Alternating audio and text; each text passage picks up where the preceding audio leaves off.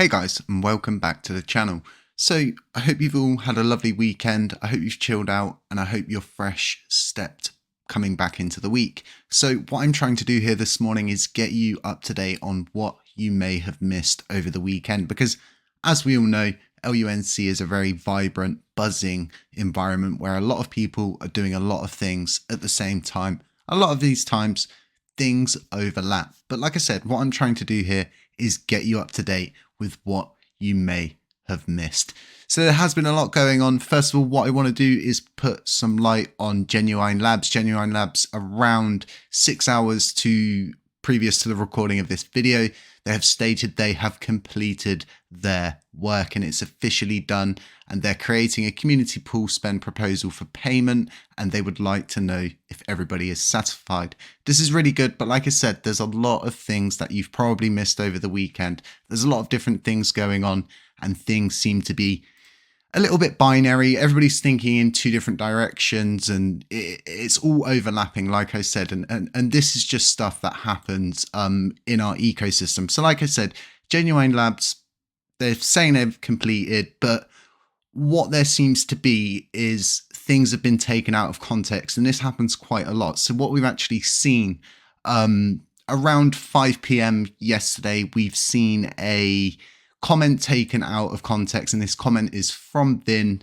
to Genuine Labs saying, "Thank you for your pull request. Given the current ambience within the community regarding pay per job, we will temporarily suspend the reviewing process until a well-defined plan for pay per job, which includes the reviewing process and delineates the shares of responsibility, is approved through governance." So like I said, this has been taken out of context and more or less turned into a narrative that the L1 are stalling. This could be the L1 are stalling. Ultimately, right, it depends how somebody spins it and how somebody uses it. At the end of all of this, there's so many different overlapping situations going on. Vin has responded to this. I'll leave a link to it in the description. I'm not going to go into this. It's quite obvious it's been taken out of context, and there are a lot of issues with the paid per job system. So this paid per job system, right, it's, like I said, it's a theoretical thing, but as we can see from Vin's comment to Genuine Labs, it's all relevant if it makes sense. They're not just actively blocking something, they're just trying to now abide by the community and kind of die the heat down, and they've had the opposite effect just because of how this has been spun. It's the same people and it's always coming from the same direction. We're getting to a point in this community where some people want it all to be put on the validators and simply what is approved through governance is what gets merged into the code base kind of thing. There's pros, there's cons to this. We would need to do a specific video for this kind of thing.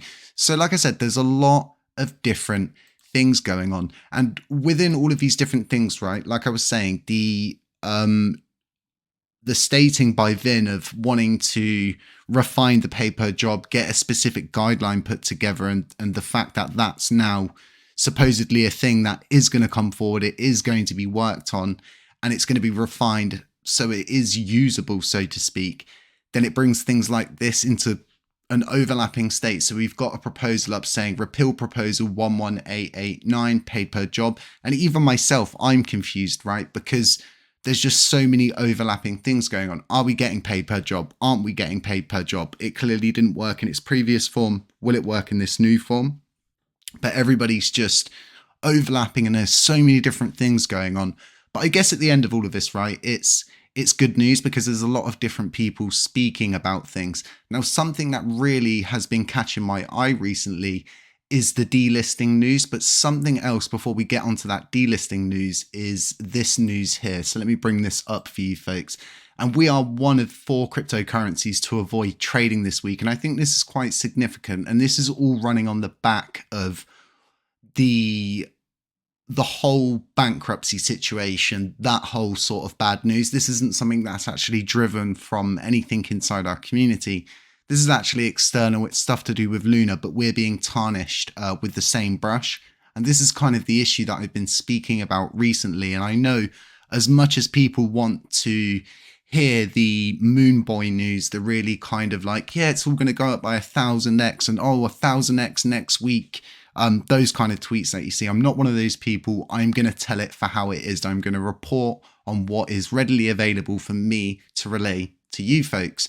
So like I said, we've got a lot of different issues. We've got the core security upgrade more or less hitting a roadblock, and it is hitting a roadblock. I completely understand people's issues with this at the moment, and honestly, just with everything going on, it's just gotten so crazy at this point that realistically, the community says one thing, then they say another thing, validators say one thing, people say another thing, and governance is kind of depicted based on how someone wants it to be depicted, if that makes sense. So I think everything is starting to get to a point where there needs to be very strict rules, and maybe that will come with this paid per job system. Now, like I said, a lot of people want to see validators take more responsibility for the code, and I think this is a good thing. It could spur on in the future all of these sort of different validators that are on Luna Classic but are actually building on other blockchains like Luna, right? This could actually spur them into getting more involved. So like I said, there's pros, there's cons to this. We really need to do a video to take a deeper dive into it. So let's go back to the repeal proposal just for a second. I want to talk a little bit more about this because like I said, a lot of things are transpiring over the weekend. I think it's early doors, specifically with the comment that Vin has made to Genuine Labs about not merging their work, so to speak. It's good that he's done that, in my opinion. Personal opinion, I think it's good that he's done that, because otherwise, once again, it's all overruling this paid per job system. But at the same time, we already know that everybody agreed to Genuine Labs working, which overruled the paid per job system. So once again, it all becomes a very peculiar situation where there's so many different things overlapping, there's so many different things going on, and it's just starting to get absolutely crazy out there again. But like I said, right, this is all, in a way, you can take this with a pinch of salt. You can sort of say to yourself, well, lots of different people are talking about Luna Classic. Lots of different people are wanting to develop. There's like 5 to 6 development teams that do want to develop on chain. And once again, there's so much work for anybody who's maintaining the code base, which Vin and co are doing. So more or less, they are kind of these gatekeepers. Are a really bad word. They're more guardians. They're kind of the ones who are in charge of not merging something that's malicious. And I guess that's what would come as a responsibility if we were to follow a route where it's very specific and those paid per jobs are actually approved by validators, by governance, and by delegates. It's interesting stuff. There's been a lot going on over the weekend. Like I said, there's a lot to take in, and I'm going to be leaving links to all of the different things that I've talked about here this morning. So with these delistings, this is something that I kind of want everybody to take in at the moment, is that we're not seeing Luna getting tarnished with the same brush, if that makes sense. What we're actually seeing is Luna Classic getting tarnished with that brush, and it's actually all starting to just be, oh, it's Terra Classic. It's nothing to do with Luna, and these delistings, it's all Terra Classic. And I think we're being used as a scapegoat, if that makes sense. So a lot of the different sort of articles that are around, specifically on crypto news, I've noticed, are all targeted at us. They don't mention Luna whatsoever. I haven't seen an email saying that Luna's in the same boat as this, but at the same time, right, we've not seen the announcement go out on the official lanes of communication for crypto.com. What I have been told from somebody who works at crypto.com is that this is for both Luna and Luna Classic. But you have to wait until you kind of, things like that always taken with a pinch of salt, even if someone tells me they are from there, they've worked there, because I've heard different things from different people that work there that have said this is just specifically Luna Classic in America and Canada, and that's where the delistings are. So what we're going to have to do is wait until February 15th to find out. But what we need to take in moving forward into this week is, are we being tarnished with the Luna brush? And Luna sort of getting away scot-free. These articles shouldn't be written about us. They should actually be written about Luna. These targeted delistings shouldn't be for Luna Classic. They should be for Luna, right? I think everybody feels the same way about that.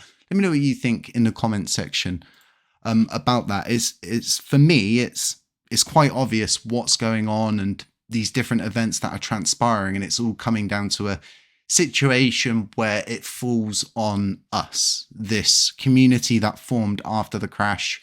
We have nothing to do with the crash whatsoever. None of us benefited from Luna after the crash either, because anybody who got airdrops for coins bought during that period, they're nothing. They're absolutely worthless. It's like $1.50 worth of coins every time those vestings unlock. So something that I want everybody to take in is this is a good week. And the reason why I say this is a good week is specifically because Binance burns this week. They're burning on Thursday, so the likelihood is we're going to see that land Thursday morning. So what we should all be is very positive this week moving into the week. We should talk a lot about the burns. We should promote the burns, and we should hashtag the burns as much as possible. We need to utilize these burns that Binance do every month to our benefit. It's a consistent selling point for our blockchain because we don't have as many coins as Shiba Inu, and Shiba Inu doesn't have Binance burning, but we've got way less coins than Shiba Inu, and Binance are burning for us. It's really important we also show them that we are grateful, because as much as these new milestones keep happening, we need to keep building up on it. And I think something that's really important, which Solana's hitting on very well, is the need to attract meme coins that want to burn again. As much as we hated them at the time, they burnt through a lot of coins and it helped the price. It brought more people on and people dipped their toe into Luna Classic. I think at this point, as a blockchain, we don't have anything to lose. We only have things to gain. So that's realistically been your update, getting you through what's been going on the weekend and what to expect as we move into the week. Folks, if you like the content here, consider subscribing, consider dropping a comment, drop a like on the way out. Those things really help the channel. They help the algorithm pick us up, and it helps me create more content for you guys. But if you feel like it, we've been tracking different coins, we've been doing different things, and we're building different indicators. I'm also working on bringing back the metric site that we once had for the LUNC blockchain. We're going to be branching out into loads of different blockchains with that. There's going to be indicators there available specifically to our Patreon members. So if you feel like checking that out, you want to get involved in these different kind of indicators we're going to be producing, then head over there. Links to that in the description. If you've got Luna Classic, consider delegating with us. It really does help us out. It helps us continue to be part of the Luna Classic community. It helps us develop things and push different products out, like the metric sites that we've produced in the past, the burn projects we've produced in the past, the dynamic systems, everything that we've been part of. We had the ability to do that because we had the support of you, the community. So it's so important moving forward. If you feel like it, you can delegate with us. Autocompounding available at hccfactory.com. Folks, other than that, stay safe, stay humble, stay aware. And as always, I'll catch you in the next one.